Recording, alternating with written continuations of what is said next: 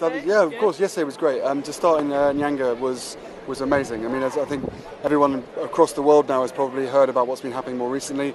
That kind of stuff happens all the time, every year. But it really peaked in the last month or so. We've done our best to try and keep track of what's been going on.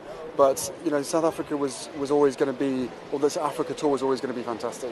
We've been looking forward to coming to visit Cape Town, her first visit. I love this place, and again meeting the people, the energy, the fun, again the positivity, the optimism, and the hope in the face of such incredible adversity.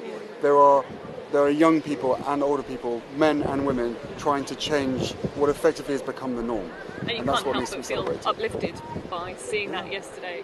Also for both of you now, your roles as Commonwealth ambassadors, really reaching out to young people is obviously so important for you both. But what do you think is the most pressing global issue when it comes to dealing with the stigma around mental health, which still continues in so many places today? It's just getting people to talk about it and talk to each other, right? And you see that no matter where you are in the world, if you're in a small community or a township, if you're in a big city, it's that everyone is dealing with a different version of the same thing globally. I think there's a bit of a consciousness crisis. And so the fact that we are able to be here together and see on the ground so much good work that's being done just because people are willing to talk to each other about it and someone's willing to listen is huge. And that can apply to being here, certainly can apply to being in London, LA. It doesn't matter where you are. We're all sort of trying to power through and find some optimism. I think most of the stigmas around mental illness, right? We need to separate the two.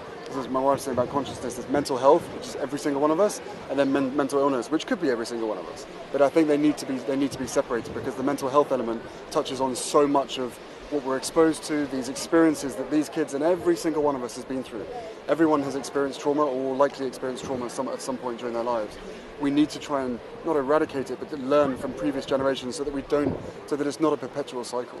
And I think what's amazing here is just in a day and a half, if that. Barely.